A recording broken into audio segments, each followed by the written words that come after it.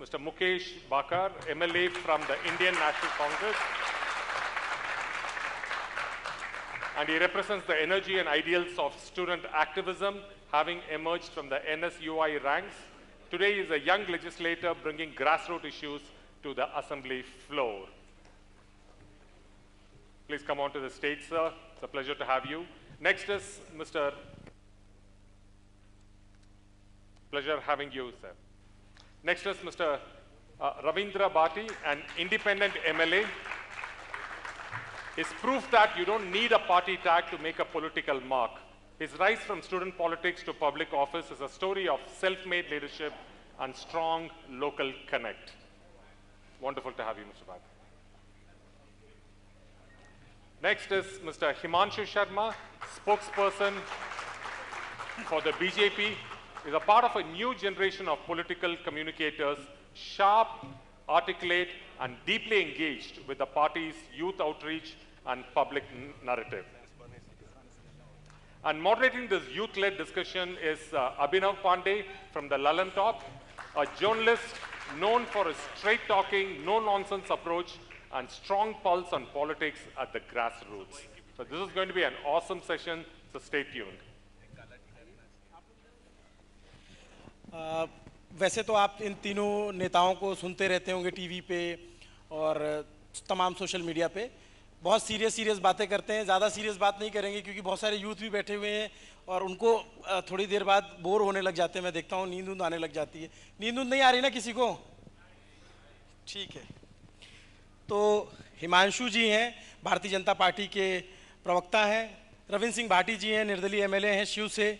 और मुकेश भाकर जी हैं, लगातार दूसरी बार के MLA नागौर लाडनू से।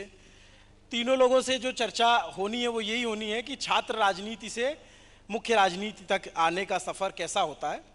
वैसे मैं इन तीनों का परिचय आप लोग जानते होंगे, मैं थोड़ा सा ब्रीफ परिचय और दे देता हूँ। इन तीनों लोगों में एक बात बहुत कॉमन सी है। जैसे मुकेश जी हैं, कांग्रेस के MLA हैं, पिछली बार इनकी सरकार थी, लेकिन ये सरकार में थे और थोड़ा नहीं थे। उसकी वजह ये थी कि ये माने जाते थे कि किसी और गुट के हैं। रविंद्र जी हैं, भारतीय जनता पार्टी के नेताओं के साथ कई बार दिख जाते हैं, कई बार कार्यक्रमों में भी दिखते हैं, तो सरकार के विपक्ष में हैं, लेकिन सरकार वाले कहते हैं ये हमारे साथ हैं। हिमांशु जी की भी इस बार सरकार है, लेकिन इनका जो गुट है वो सरकार में नहीं है। तो ये भी एक चुनौती होती है सरकार में होकर के भी सरकार में न रहने की। मैं शुरुआत मुकेश जी से करता हूँ क्योंकि मुकेश जी 2 बार के MLA हैं। जो छात्र राजनीति से आप लोग तीनों लोग का नाता रहा है, छात्र राजनीति से और यहाँ तक आने का जो सफ़र होता है उसमें कौन से बदलाव होते हैं और क्या ऐसा बदलाव होता है जिससे वो चीज़ पीछे छूट जाती है और आगे जो सफ़र तय करना होता है उसमें कई सारे पहलू ऐसे जुड़ते हैं जो आपको मुख्य धारा की राजनीति से जोड़ते हैं, लेकिन जनता कई बार जो है उससे दूर भी महसूस होने लग जाती है। देखिए अभिनव जी, छात्र राजनीति और मैं समझता हूं कि जो अभी मेन स्ट्रीम की राजनीति है, अभी जो हम लोग विधायक हैं जो इस मुख्य धारा में राजनीति के में आए हैं, तो मैं समझता हूं कि जो छात्र राजनीति थी उसका जो संघर्ष है, उसकी जो नींव थी, उस समय जो रोज धरने प्रदर्शन, रोज युवाओं के लिए आंदोलन, एक अपनी पहचान बनाना, एक साधारण परिवारों से निकल कर आके यहाँ, क्योंकि वो हम सब लोगों को एक, मैं समझता हूँ कि कोई बिल्डिंग खड़ी हो रही है तो उसकी नींव जो मजबूत हुई वो हमारी यूनिवर्सिटी में, कॉलेज में, उन आंदोलन से, वो जो धरने प्रदर्शन थे, युवाओं के जो मुद्दे थे उनसे हुई। और आज जब इस मुख्य धारा में हम राजनीति में आए हैं, विधायक बने, संगठन के चुनाव में भी लड़े, अध्यक्ष भी बने, लेकिन जो शुरू की राजनीति थी वो कहीं ना कहीं हमें आज की तारीख में कंफर्ट फील कराती है उन लोगों के बीच में, क्योंकि जो हम विश्वविद्यालय में राजनीति कर रहे हैं, छात्र राजनीति कर रहे हैं, उस समय अगर 2 सगे भाई भी हैं, जो सबसे बड़ा हम लोगों के लिए चैलेंज होता था, 2 सगे भाई हैं तो भी दोनों अलग अलग विचारधारा होती थी, अलग अलग लोगों से जुड़े होते थे। और आप जब जाकर विधायक का चुनाव लड़ रहे हैं, वहां आपने एक परिवार पकड़ लिया, एक गुट पकड़ लिया, या एक विचारधारा के लोगों को आपने अपनी ओर कर लिया, तो आपके लिए आसान हो जाता है। तो जो छात्र राजनीति का संघर्ष था वो हमें अब उस काम को आसान करने में काम आ रहा है। जी। जो लोगों के मुद्दे उनको हम जल्दी समझ पाते हैं, क्योंकि लंबे टाइम तक जिस उम्र में मेरे हिसाब से लोग राजनीति शुरू करते हैं 38-40 साल की उम्र में, उतना, और 60 साल तक मेरे हिसाब से राजनीति ठीक ठीक कर पाता आदमी, उसके बाद तो खींचता ही है। हाँ। तो वो उतना समय तो हमें अभी भी राजस्थान में बहुत सारे लोग खींच रहे हैं क्या? पूरे देश की यही स्थिति है। तो वो 20 साल हम लोगों का पहले ही वहां काम करते हुए हो जाता है। तो हम लोगों के लिए जो छात्र राजनीति थी उसने बहुत कुछ सिखाया, इस राजनीति को आसान किया, लोगों के मुद्दों को समझने को आसान किया, कैसे हम लोग चुनाव लड़ें, कैसे लोगों को जोड़ कर रख पाए। पहला चुनाव तो आपको पार्टी दे देती है टिकट, तो आपके लिए आसान रहता है, लेकिन दूसरा चुनाव आप जीतोगे तो कैसे लोगों की बातों को समझ पाओगे, उन मुद्दों पे काम कर पाओगे, लोगों में अपना भरोसा कायम कर पाओगे। तो ये सब कुछ हमें छात्र राजनीति ने जो सिखाया वही आज तक काम आ रहा है। एक बात मतलब मैं अपने अनुभव से बताता हूँ कि आम जनमानस जो होता है, गांव का सामान्य आदमी, वो जो है अगर कलेक्टर का जो पर्दा होता है ना कमरे का, उस पर्दे के उधर झांकने में भी डरता है। उसको लगता है कि अंदर कौन होगा, कहीं पकड़ के जेल ना डाल दे, वो इतना डर होता है। तो छात्र राजनीति कम से कम ये आपको हिम्मत और हौसला दे जाती है कि डीएम से बात करना है, एसपी से बात करना है, किसी से बात करना है, उसमें आप डरते नहीं हो। रविंद्र जी उसके जीते जागते उदाहरण हैं। तो अभी जो है छात्र राजनीति से और मुख्य राजनीति में क्या फर्क बदलाव नजर आ रहा है? और जैसे आप पहले ज्यादा उग्र नजर आते थे, अभी थोड़ा सा मॉडरेट हो गए हैं, ऐसा कुछ बदलाव आ जाता है क्या राजनीति में आगे बढ़ने के साथ? देखिए अभिनव जी, अगर आज चाहे मैं हूं, चाहे मुकेश भाई हैं, चाहे हिमांशु जी हैं, अगर हम यहाँ बैठे हैं तो छात्र राजनीति की बदौलत बैठे। मैं तो यही कहूँगा कि छात्र राजनीति के उस दौर ने हमें यहाँ तक पहुँचाया। उस समय जो ग्रामीण परिवेश से आने वाले युवा थे, उनकी आवाज़ उठाते थे, ये काम था हमारा, कर ही रहे थे। पर वहाँ से जो सीखा है, जैसा पहले कह रहे थे कि उसी नींव पे आज ये बिल्डिंग खड़ी है, ये इमारत खड़ी है। तो निश्चित रूप से उस समय के दौर अलग वो दौर था।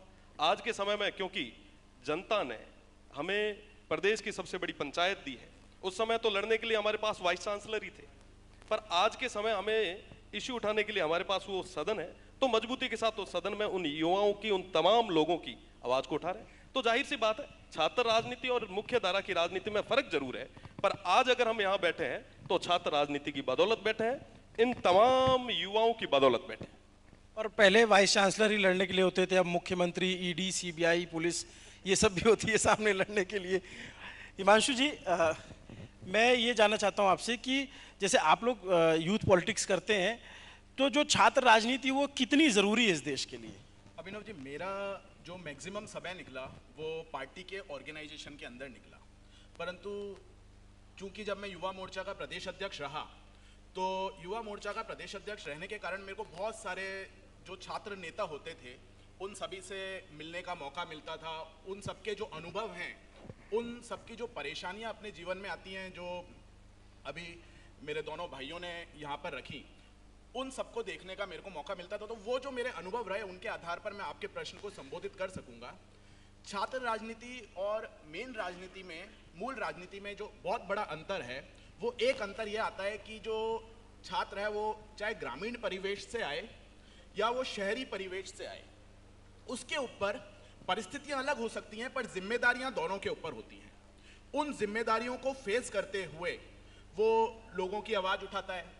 कई बार परिस्थितियां उसके साथ ये भी होती होंगी कि आर्थिक रूप से बहुत ज़्यादा संपन्न नहीं है, परंतु उसके बाद भी वो लोगों की आवाज़ उठाते उठाते, सेवा करते करते राजनीति के अंदर अपने पैर जमाता है। ऐसे बहुत सारे उदाहरण राजस्थान की राजनीति के अंदर दोनों पार्टीज में आपको मिलेंगे, कांग्रेस में भी मिलेंगे, भारतीय जनता पार्टी में भी मिलेंगे और दूसरी कोई रीजनल पार्टीज होंगी उनमें भी मिलेंगे। संघर्ष केवल राजनीति में नहीं, आज मुझको लगता है आप भी अपना अगर अनुभव साझा करें तो जिस दिन आपने पत्रकारिता को अपना प्रोफेशन चुना होगा तो उस टाइम आपके समक्ष भी बहुत सारी चुनौतियां आई होंगी। मैं बाय प्रोफेशन लॉयर हूं, तो जब मैं पहली बार हाई कोर्ट के अंदर बहस करने जा रहा था तो उस समय मेरे मन में भी, मेरे सामने भी बहुत सारी चुनौतियां थी कि जज मेरे से क्या प्रश्न करने वाला है, किस तरीके से मेरे को उत्तर देना है।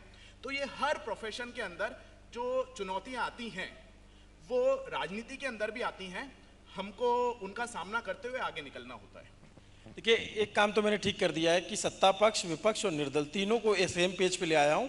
सब मानते हैं छात्र राजनीति जरूरी है।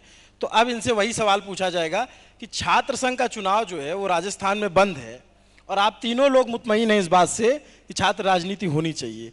तो अब तो इधर से शुरू कर लेते हैं, आपकी सरकार है, क्या प्रयास है आप लोगों के, ये छात्र संघ बहाल होंगे या फिर ऐसे ही चलता रहेगा? देखिए, विधानसभा चुनाव जब होने थे, विधानसभा चुनाव होने से जो उससे पहले वाले जो चुनाव होने थे हमारे छात्र संघ के, उसको उस समय की सरकार ने कुछ कारण देकर रोका। विधानसभा चुनाव होते हैं, मैं इस बात को भारतीय जनता पार्टी की सरकार आती है, उस साल का भी एक नोटिफिकेशन आता है, एक ऑर्डर आता है, उस आदेश के माध्यम से उस वर्ष भी चुनाव नहीं होते हैं और चुनावों का कारण सरकार के द्वारा वो जो नोटिफिकेशन था उसमें दर्शाया जाता है। मेरी अगर व्यक्तिगत राय पूछी जाए तो मुझको लगता है छात्र संघ जो हैं वो युवा राजनीति के अंदर और एक लीडरशिप नर्चर करने के लिए बहुत ज़्यादा उपयोगी हैं। छात्र संघ चुनाव होने चाहिए। अगर किसी तरीके की परिस्थितियां हैं जिनके कारण छात्र संघ चुनाव रोके जा रहे हैं, तो छात्र संघ चुनाव रोके जाने के लिए जो परिस्थितियां हैं उनको हमको परिस्थितियों को दूर करने का प्रयास करना चाहिए। मैं एक उदाहरण देता हूं। बहुत लंबे समय से हम देखते हैं कि ये कहा जाता है कि लिंगडो कमेटी की जो रिकमेंडेशंस हैं उसके आधार पर चुनाव होना चाहिए।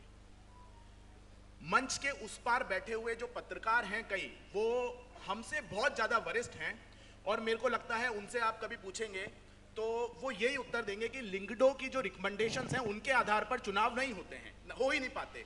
एंड उसके जो भी कारण हो, वो गाइडलाइंस इम्प्रैक्टिकल हैं या नहीं हो पा रहे। मेरे दोनों साथियों ने जेएनयू में तो चुनाव होता है, उसी गाइडलाइन पे होता हो रहा होगा। हमारे राजस्थान के अंदर अगर आप पूरे परिप्रेक्ष्य में देखेंगे, या तो उसको एग्जीक्यूट कराइए या जिसने वो गाइडलाइंस दे दी और सुप्रीम कोर्ट ने उसको अपने ऑर्डर के अंदर दे दिया कि भाई हमने गाइडलाइंस दी हैं कि छात्र संघ चुनाव जो है वो लिंगडो के आधार पर होंगे, और सुप्रीम कोर्ट उसमें शांत बैठ जाए कि नहीं हमारी तरफ से तो गाइडलाइंस हो गई और आई एम हैप्पी। जिनको उनका निष्पादन कराना है, एग्जीक्यूशन कराना है, वो बोलें कि सुप्रीम कोर्ट की गाइडलाइंस आई है, उनकी हमने कागजों पर पालना करा दी, नाउ वी आर हैप्पी, पर उनकी पालना हो नहीं पा रही है। अगर इम्प्रैक्टिकल है तो उसके लिए प्रयास करने चाहिए कि क्या खर्चा बढ़ाना चाहिए, किस तरीके से प्रैक्टिकल गाइडलाइंस आ सकती हैं, उस पर डिस्कशन होना चाहिए। पर हाँ, मेरी व्यक्तिगत राय है, मैं व्यक्तिगत रूप से सोचता हूं कि छात्र संघ चुनाव होने चाहिए। उसके माध्यम से इस देश को, समाज को आने वाले समय के लिए अच्छे नेता मिल सकेंगे। रविंद्र जी, आप तो छात्र संघ के अध्यक्ष रहे जोधपुर में, और अभी जो छात्र संघ चुनाव बंद है, आप लोगों के प्रयास, आप तो विधानसभा भी आने वाली, विधानसभा सत्र होने वाला है, तो इसको लेकर के क्या जरूरी प्रयास जमीन पे होते दिख रहे हैं? आप लोगों का क्या रोल है इसमें? निश्चित रूप से छात्र संघ चुनाव होने चाहिए और होने चाहिए।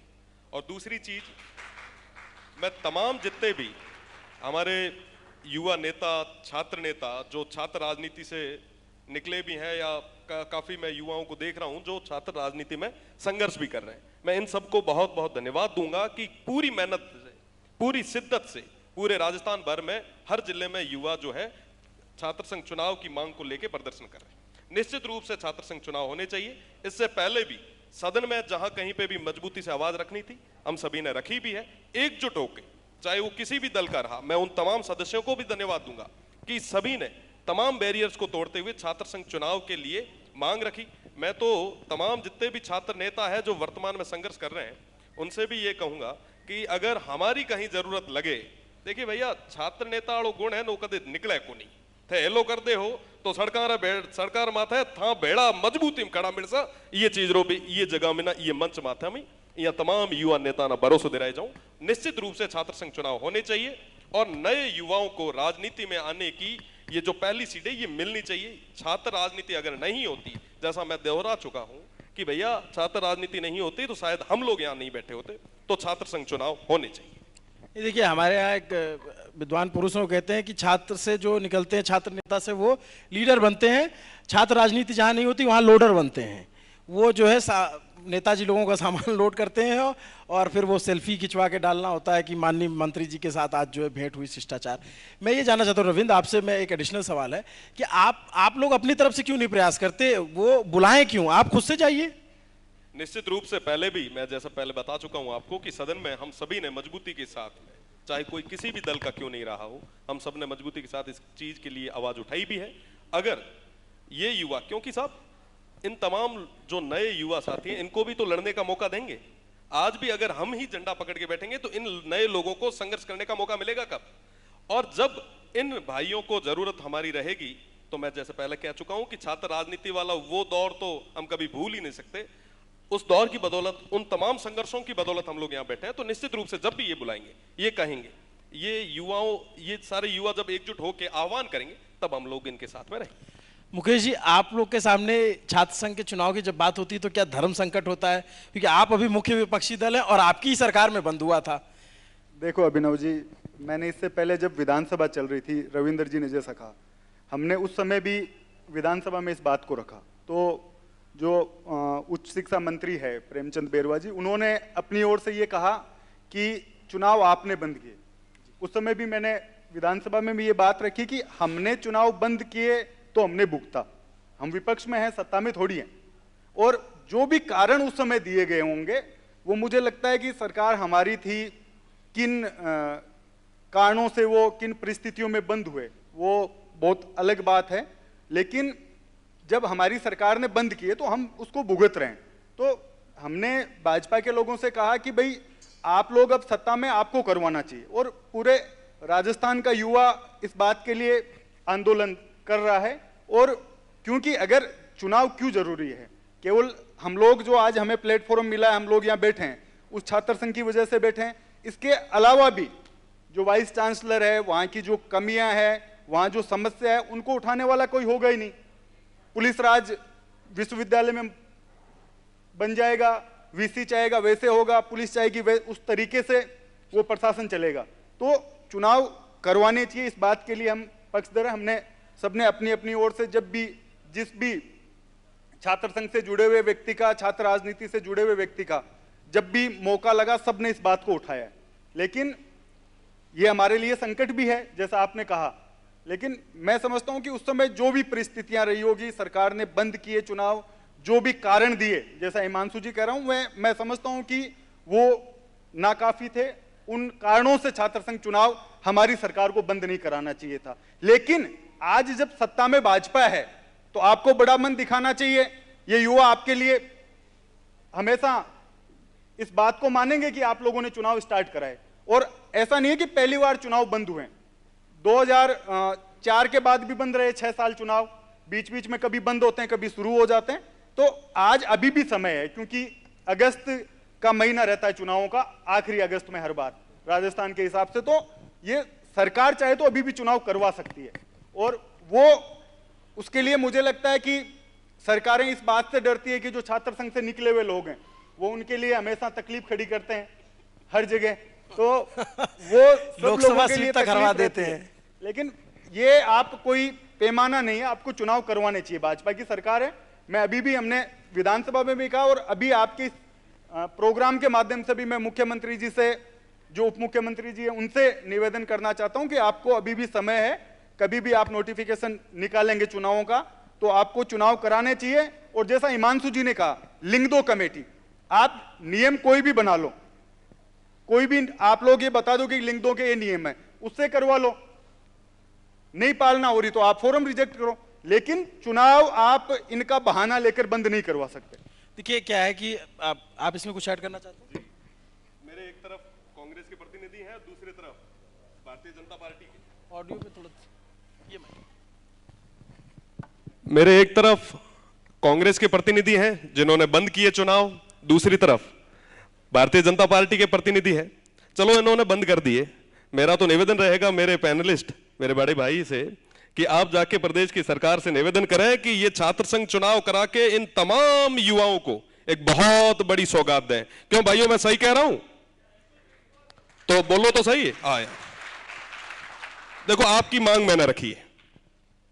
हिमांशु जी, मैं आपसे पूछना चाहता हूं, आप चूंकि अभी सरकार में हैं और आप बड़े अच्छे से पॉइंट भी रख रहे थे, कोई भी सरकार हो, चाहे कांग्रेस की सरकार ने बंद किया, आपकी सरकार शुरू नहीं कर रही है, सरकारें क्यों नहीं चाहती कि छात्र राजनीति होती रहे?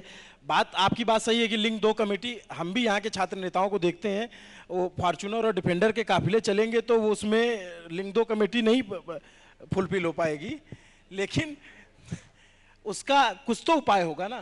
नहीं, उसका उपाय जैसे अभी मुकेश जी ने कहा कि कानून कुछ भी बना दो, मेरा मानना है कानून कुछ भी मत बना दो, ये लिंगडो की जो रिकमेंडेशंस हैं इनके अंदर सजेशन जो दे सकता है, आज XYZ आके अगर उसमें सजेशन देगा कि election should be conducted in this way, तो मेरे को लगता है उस तरीके से इलेक्शन कराए जाएंगे, वो अच्छी गाइडलाइंस नहीं हो सकती। उन गाइडलाइंस के लिए अगर उनको इंप्लीमेंट कराना है और ऐसी गाइडलाइंस हमको लानी है कि जो इंप्लीमेंट हो पाए, उसके लिए तो जो छात्र संघ के पुराने नेता हैं उन लोगों को ही आगे आना पड़ेगा, बड़े मन से आगे आना पड़ेगा, उनको ये विचार करना पड़ेगा कि हाँ इस लिंगडो के अंदर कहां पर गैप है जिनके कारण हमें दिक्कत आती है। ये तो एक एडमिसिबल बात है, सभी लोग इस बात को मानते होंगे कि कहीं ना कहीं उन गाइडलाइंस की धज्जियां उड़ाई जाती हैं। अब जिन जिन पॉइंट्स पे गाइडलाइंस की धज्जियां उड़ाई जाती हैं वो मेरे को लगता है रविंदर जी और मुकेश जी से ज्यादा अच्छा कोई और नहीं जान सकता। और हाँ ये जानते होंगे ना, क्योंकि इन्होंने चुनाव लड़े भी हैं और लड़वाए भी हैं। तो आज जब ये राजस्थान विधानसभा के अंदर हैं तो उन गाइडलाइंस की धज्जियां कैसे ना उड़े, उसके लिए प्रयास करने की जिम्मेदारी किसकी है? इन दोनों की है। मुकेश जी, आप इस पर जवाब देना चाहेंगे? देखो अभिनव जी, क्या है, जो भी नियम बने, पीछे 2010 में चुनाव शुरू हुए ना, सुप्रीम कोर्ट ने लिंक 2 में जो नियम बताए, और मुझे लगता है कि जो 2010 के बाद लिंक 2 को जितना मैंने पढ़ा है, हाई कोर्ट में मैंने उसके खिलाफ उसका केस लड़ा, सुप्रीम कोर्ट तक मैं गया लिंक 2 कमेटी की जो इन्होंने रिकमेंडेशन दी थी उनके खिलाफ। उसमें आपने उम्र तय कर दी, उसको सब लोग मान रहे हैं। आपने ये कर दिया कि राजनीतिक पार्टियों का ऑफिस और राजनीतिक पार्टियों का हस्तक्षेप नहीं होना चाहिए, उसको सब मान रहे हैं। पैसों की जो आपने पाबंदी लगाई है लिंक 2 में, वो भी इस तरीके की है कि अगर आप प्रशासन उसको नियम के अनुसार करवाना चाहेगा, आपने ये तय करा उसमें कि आप जो छपे हुए प्रिंट पोस्टर्स नहीं लगा सकते, उसमें आप हाथ से बने हुए पोस्टर और उस पर आप लोग अपना वोट मांग सकते हैं। तो उन सब पे JNU में भी चुनाव हो रहे हैं, DU में भी चुनाव हो रहे हैं, यहां से दोनों बड़ी यूनिवर्सिटीज हैं उनमें चुनाव हो रहे हैं। तो यहां कहां लिंक 2 रह गई, क्यों चुनाव नहीं हो रहे, और उसकी वजह कि नियमों का पालन नहीं हो रहा। तो नियमों का पालन कराओ, उसके लिए आप बंद थोड़ी कर सकते हो। आप किसी ने चोरी की है तो उसकी सजा फांसी तो नहीं होगी, आपको सजा तो उसी तरीके से देनी पड़ेगी।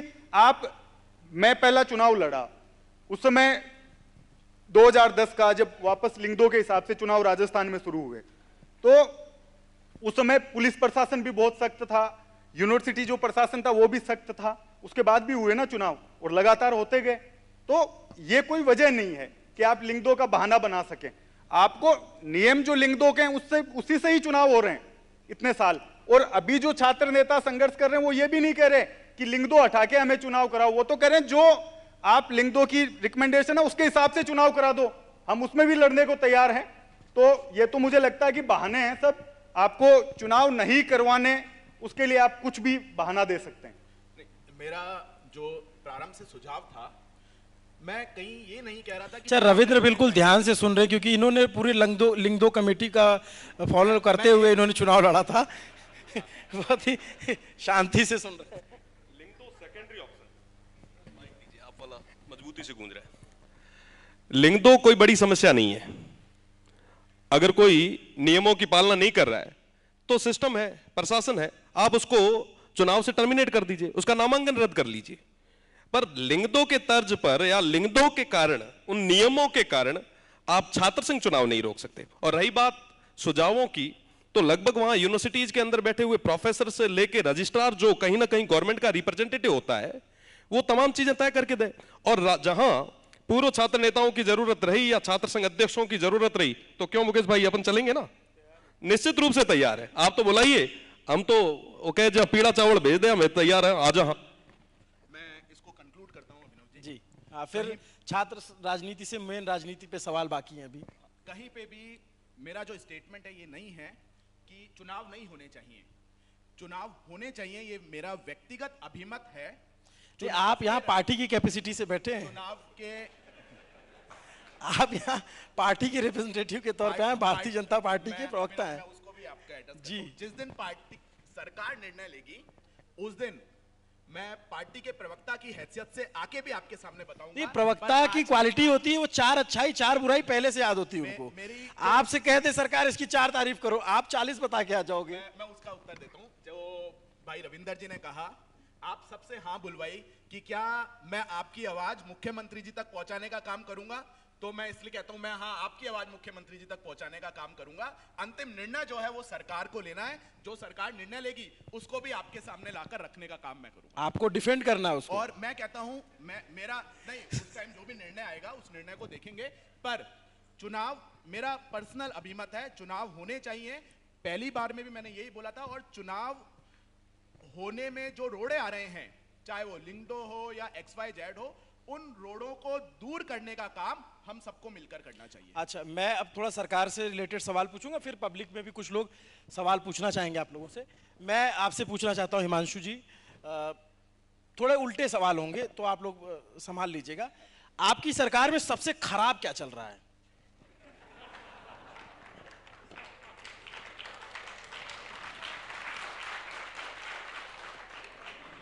हमारी सरकार की खराबी कोई ढूंढ नहीं पा रहा, क्योंकि वहां कुछ खराब नहीं चल रहा। नहीं, ऐसा कुछ तो कमी बेसी लग रहा होगा। नहीं, कुछ खराब नहीं चल रहा, कोई खराबी आप ढूंढ ही नहीं सकते। अच्छा, मुकेश जी से सवाल है मेरा, इस सरकार में सबसे अच्छा क्या चल रहा है? मुझे लगता है कि अच्छा ये चल रहा है कि किसी को पता ही नहीं सरकार कौन चला रहा है।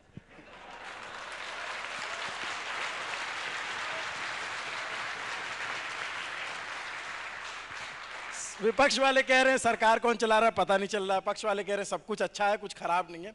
मैं आपसे जानना चाहता हूं रविंद्र जी, ये जो मुख्यमंत्री जी काम कर रहे हैं, उनका आपके क्षेत्र में भी बहुत दौरे रहते हैं, उनकी सबसे खराब बात क्या लगती है आपको? मुख्यमंत्री जी, खराब बात यह है कि अभी माइक नहीं चल रहा। यहाँ पे रविंदर जी की आवाज दबाने का काम हो रहा है। पर दबने वाली नहीं है। नहीं, तो आप उनकी 2 खराबी और 2 अच्छाई बता दीजिए। देखिए, अच्छाई मैंने हमेशा देखी है, खराबी मुझे दिखी नहीं कभी किसी की, ना आप में दिखी, ना हिमांशु भाई में दिखी, ना मुकेश जी में दिखी। इनकी अच्छाइयां ही मुझे दिख रही है। सबसे बड़ी चीज है कि एक साधारण परिवार के व्यक्ति जो है वो प्रदेश के सबसे बड़े नेता बने हैं। निश्चित रूप से ये एक अच्छी बात है कि आमजन की आवाज को वो सुनेंगे। साथ ही साथ अच्छाई ये है कि लगभग सारी कॉन्स्टिट्यूंसीज में वो पर्सनली गए हैं, मेहनत कर रहे हैं, ये अच्छी बात है। और आपसे बातचीत हो रही है? हाँ, बातचीत हो रही है, प्रदेश की मुखिया है, निश्चित रूप से हो रही है और अच्छे से हो रही है। चुनाव से पहले भी, चुनाव के बाद भी? बिल्कुल लगातार चल रही है। आपको न्योते मिलते हैं क्या सरकार की तरफ से? बिल्कुल मिलते हैं। परसों ही मैं एक सरकारी कार्यक्रम में था। सरकारी कार्यक्रम में नहीं, सरकार की पार्टी की तरफ से पार्टी में आने के। देखिए, वो एक अलग विषय है, पर्दे के पीछे बैठेंगे तब आराम से गपशप करेंगे। पर्दे के पीछे। To close, could we take a few questions from the floor? हाँ, मैं ये वाला माइक। तो ये अभिनव जी तो सरकार के साथ माइक साझा कर रहे हैं। सरकार के साथ माइक साझा कर, मैं यूथ जो पब्लिक यहाँ बैठी है उसके बीच जाना चाहता हूँ। आप लोग के कोई सवाल हो तो सवाल छोटे रखिएगा, भूमिका बड़ी मत बनाइएगा, भूमिका बनाने का समय चला गया है। किससे सवाल है, अपना नाम बताइए और उनसे सवाल पूछिए। मेरा नाम जासिर पठान है, मैं राजस्थान यूनिवर्सिटी का स्टूडेंट हूँ, मास कम्युनिकेशन का। मेरा सवाल ये है, एक शेर से शुरू करूँगा, एक छोटा सा सवाल है बस कि शेर ही छोटे में हो जाएगा यार। हाँ, शेर के साथ ही सवाल समझ में आएगा वो। हाँ। कि बर्बाद गुलिस्तान करने को बस एक ही उल्लू काफ़ी था, हर शाख पे उल्लू बैठा है, अंजाम गुलिस्तान क्या होगा।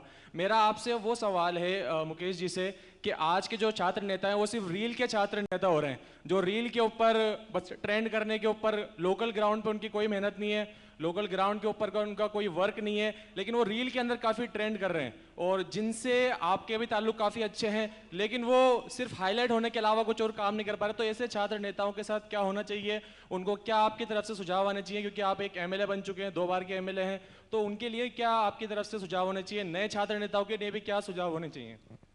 ये किसकी बात कर रहे हैं? देखिए, पहले नाम बताइए किसकी बात कर रहे हैं। अभिनव जी, जो पठान भाई ने जो सवाल पूछा है, ये जरूर है कि हम लोग जो बैठे हैं अभी दोनों तो छात्र राजनीति से निकले हैं। हिमांशु जी जो है युवा अब आप नाम भी नहीं लेते क्या? हैं? अब आप नाम नहीं लेते क्या? हिमांशु जी जो अरे वो जिसकी बात कर रहे हैं युवा उन पे। मैं उसी पे आ रहा हूँ, सारी बातें बताऊंगा, आप थोड़ा सा सुन तो लें। हिमांशु जी युवा मोर्चा के अध्यक्ष रहे हैं। हम लोगों ने छात्र राजनीति को जिया है। हमने जितने भी पहले लोग हैं जो अभी भी विधानसभा में पहुंचे हुए हैं अलग अलग पार्टी से, मुझे जो लगता है कि पहले की और आज की राजनीति में जो छात्र राजनीति में फर्क आया है, हम लोगों ने उसको जिया है। हम कभी भी यूनिवर्सिटी में पोस्टर लगाते ही ये नहीं समझते थे कि ये विधानसभा फलानी विधानसभा, और हम लोग वहां के मुद्दों पर, और हमें जो पहचान दी वहां के जो छात्र हैं उन्होंने लंबे समय संघर्ष के बाद दी। ऐसा नहीं कि कोई शॉर्टकट था, कोई इवेंट था कि हम लोग फेमस हो गए और जाके एमएलए बन गए। आज की जो सबसे बड़ी दिक्कत यह है अभिनव जी की आप लोग जिस समय जहां है कम से कम वहां तो आप पूरा रहिए। आप यूनिवर्सिटी की राजनीति में आए हैं, उससे पहले आपको लगता है कि मुझे जाके विधायक लड़ना है, तो आप अगर आज के जो छात्र नेता उनको यही कहना चाहूंगा कि आप स्टूडेंट्स के मुद्दों पर काम करो, उस विश्वविद्यालय की जो छात्र राजनीति उसको जीवो, उसको फील करो। हमने हॉस्टल्स में हम लोग रहे हैं, उसके बाद लंबे समय तक 10-10 साल तक हम लोग वहां संघर्ष करते रहे, चुनाव नहीं थे जब भी हम लोग वहां रहे। तो अभी के लोगों के लिए है कि जब छात्र राजनीति कर रहे हो तो छात्र राजनीति आप लोग करो। आपकी विचारधारा हो सकती है, कोई एबीवीपी से बंधा हुआ है, कोई एनएसयूआई से है, कोई अपना निर्दलीय है, कोई और विचारधारा से बंधा है, लेकिन आप वहां लोग जो स्टूडेंट्स है उनके मुद्दों पर काम करो। उसके बाद जो है वो आपको वो स्टूडेंट्स आपकी जनता अपने आप दे देगी। लेकिन अभी क्या दिक्कत है अभिनव जी की, लोग इस छात्र राजनीति में हम लोग भी रहे हैं, उस समय इतनी मैच्योरिटी नहीं होती, इतनी समझ होती भी नहीं है, उम्र के साथ ही आती है। जब लोग धक्के खा लेते हैं तो उसके बाद ही वो समझ आती है। लेकिन क्योंकि हमने उसको देखा है, हमने महसूस किया है, तो वो अनुभव में जो आज के छात्र नेता उनसे ये कहना चाहूंगा कि शॉर्टकट कुछ भी नहीं है। जल्दबाजी में आप लोग चाहेंगे कि मैं यहां से यहां पहुंचूंगा, कोई नहीं पहुंच पाएगा। समय आपको बड़ा बनाएगा। आप अगर संघर्ष कर रहे हो तो उसका आपको जनता उसका देगी, इनाम भी देगी। ऐसा नहीं है कि जिसने संघर्ष किया उसको नहीं मिला कुछ भी। लेकिन अभी के लोगों को जल्दबाजी करके और उस विश्वविद्यालय को केवल चुनाव लड़ने के लिए आना, लड़ लिया, जीत गए, बाहर निकल गए, उसकी बजाय आपको जो प्रदेश की राजनीति है, हम लोगों ने यूनिवर्सिटी लड़े, एनएसयूआई का चुनाव लड़े, हर आदमी अपनी अपनी पार्टी के जो विचारधारा उसमें सक्रिय रहे, उसके बाद हम लोग फील्ड में गए।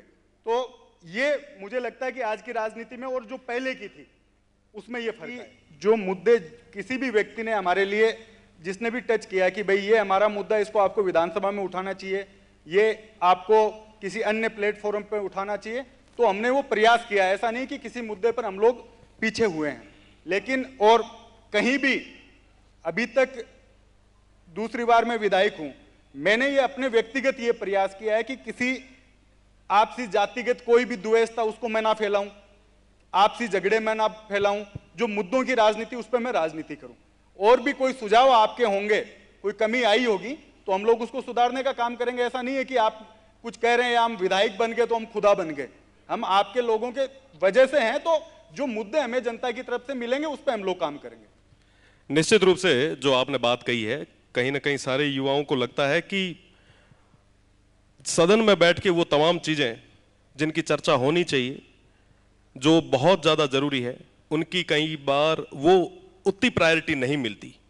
पर मैं आपको एक बताऊं, कोई भी कॉन्स्टिट्यूंसी के एमएलए हो, चाहे मुकेश भाई हो, चाहे हम लोग हैं, चाहे कोई और है, तो उनकी जो कॉन्स्टिट्यूंसी है, क्योंकि देखिए मैं अगर यहां बैठा हूं अभी वर्तमान में तो शिव की जनता की बदौलत बैठा हूं, और मेरी जो प्रायोरिटी रहेगी वो मेरी शिव की जनता रहेगी।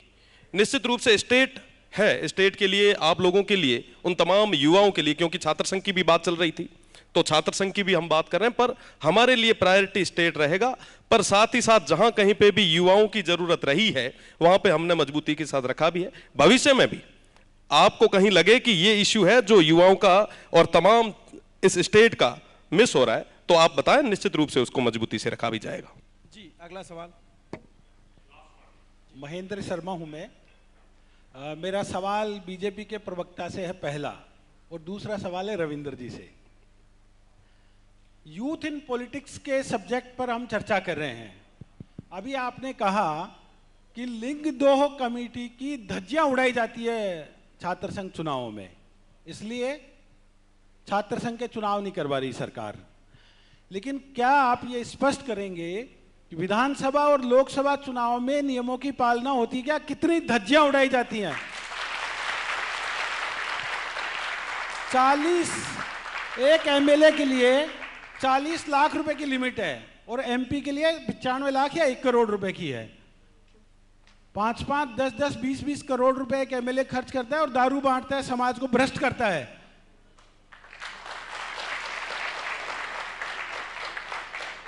तो इसलिए ये धज्जी उड़ाने के नाम पे आप कानून का पालन करवाइए ना, नंबर 1। अब रविंदर जी से एक सवाल है, दोनों फिर आप जवाब दे दीजिएगा। रविंदर जी, आप युवा नेता हैं, बहुत उभरते हुए, आपने बहुत संघर्ष किया रीलों के माध्यम से हर आदमी के दिल में। वो राजस्थान की राजनीति में पिछले 2-3 दशक में 4-5 नेता प्रसिद्ध हुए जो छात्र राजनीति से निकले। उसमें परमेंद्र शर्मा 90 के आसपास हुए, जो राजस्थान यूनिवर्सिटी के प्रेसिडेंट थे। बाद में प्रताप सिंह बहुत फेमस हुए, और उसके बाद में हनुमान बेनीवाल हुए, और फिर रविंदर सिंह भाटी। तो आप यूथ आइकॉन के रूप में देखे गए। आप एबीवीपी का टिकट चाह रहे थे जोधपुर विश्वविद्यालय में, आपको नहीं मिला। थोड़ा शॉर्ट में रखिए। आप बीजेपी ज्वाइन कर लिए और एमएलए का टिकट चाह रहे थे बीजेपी से, नहीं मिला। फिर आप बाड़मेर से मुख्यमंत्री के साथ हेलीकॉप्टर में बैठ करके आए लोकसभा चुनाव से पहले। लोगों को लगा आपको लोकसभा टिकट मिलेगा। तो कहां चोट हुई, क्यों नहीं है कि युवा को आगे आने दिया जा रहा? आपका एक्सपीरियंस बताइए।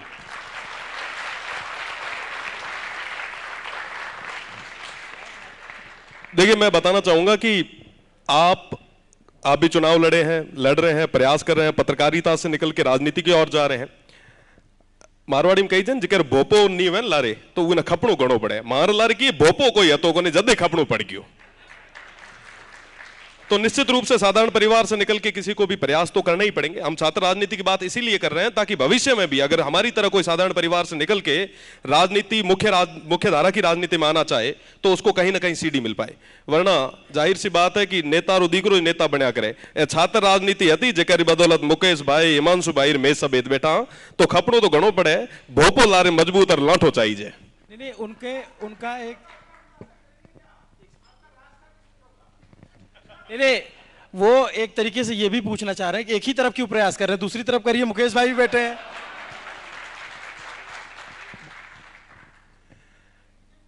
ईश्वर ने हाथ पकड़ के खींचा, किसी ने नहीं रोका। अगला सवाल, एक लास्ट सवाल। जी।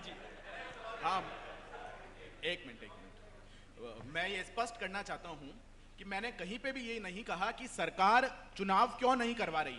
सरकार ने चुनाव पिछली बार नहीं करवाए तो उसके कारण उसके द्वारा दिए गए आदेश के अंदर लिखे हुए हैं।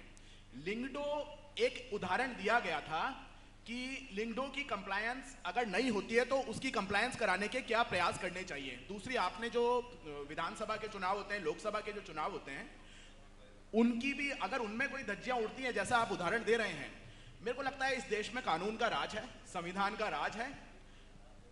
किसी कोऑपरेटिव सोसाइटी के चुनाव से लेकर लोकसभा के चुनाव तक, सरपंच के चुनाव से लेकर लोकसभा के चुनाव तक, हम सब जो लोग यहां पर बैठे हैं उनकी जिम्मेदारी है कि कानून के दायरे में ही सारे चुनाव होने चाहिए।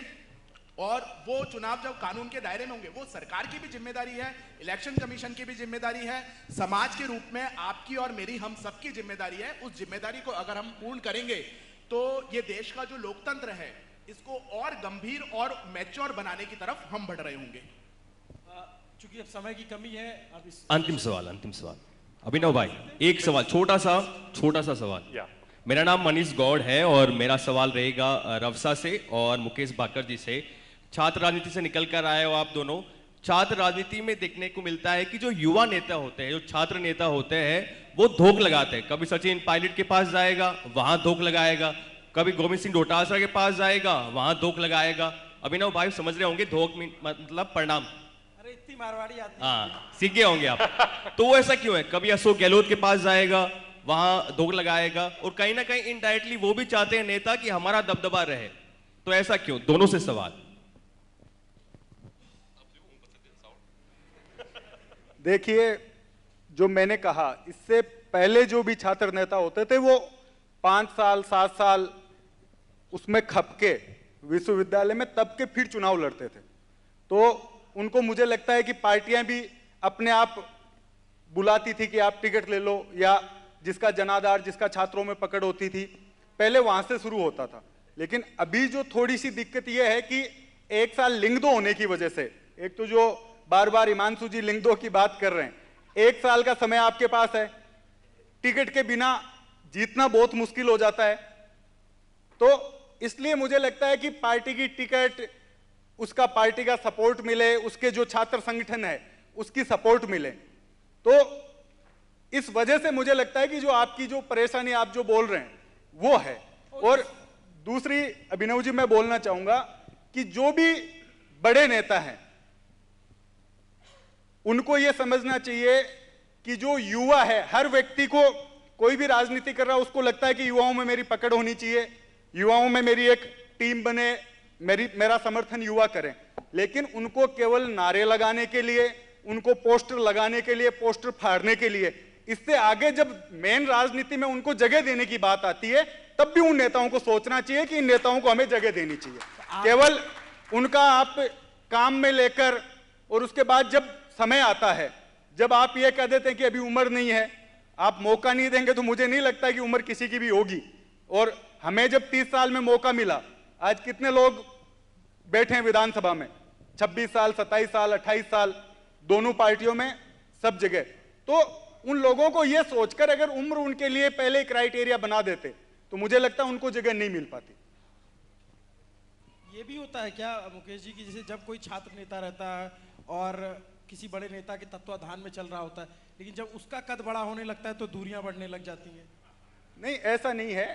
क्या होता है कि जब आप शुरुआत आप जब कर रहे होते हैं तो आपकी प्राथमिकताएं अलग होती है, उसके बाद आपकी प्राथमिकताएं बदल जाती है कि आप जब तक उस एक सर्कल में हैं, जब तक आप एक अलग काम कर रहे हैं, उसके बाद किसी को अलग चुनाव लड़ना है, किसी को अपने एरिया में जाना है, किसी को कोई दूसरी विचारधारा में जाना है, तो वो सब चीजें उसके बाद बदलाव आता है। बाकी मुझे लगता है कि जो पौधा निकलेगा जमीन से उसको कोई रोक नहीं सकता।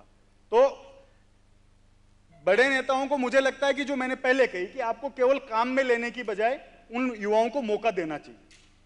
आप भी इसको धोख लगाना मानते हैं या टिकट ईश्वर है और नेता माध्यम है? देखिए साहब, मुझे तो कभी टिकट मिला नहीं, और शुरुआत में तो मुझे लगता है कि हम दोनों ही निर्दलीय ही चुनाव लड़े हैं, तो धोखा वाले मामले में थोड़ा कम रहा। हाँ, जनता ने धोख दी और जनता माना आशीर्वाद पूरा दियो है, ये चीज वास्तव जनता ना धन्यवाद है। मैं अब ये सेशन क्योंकि समय कम है, एक लास्ट में मैं आप लोगों से एक सवाल 2 विकल्पों के साथ पूछूंगा, आप विकल्पों में जवाब देना चाहें तो दे दीजिएगा, नहीं देना हो तो मत दीजिएगा।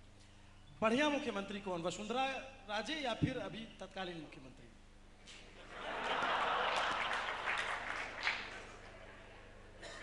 दोनों। मुकेश जी, राजस्थान में कांग्रेस का लीडर कौन है, अशोक गहलोत या सचिन पायलट? सचिन पायलट। रविंद्र जी, बढ़िया नेता कौन लगता है आपको, अमित शाह या योगी आदित्यनाथ? दोनों ही अच्छे हैं। 2 डिप्लोमेट आंसर मिले हैं आप लोगों को, एक आदमी ने स्पष्ट जवाब दिया है। चलिए यहाँ पे हम समाप्त करते हैं इसको। आप लोगों ने बहुत धैर्यपूर्वक सुना। Yeah, give it up. Fantastic session. Fantastic session. So thank you so much.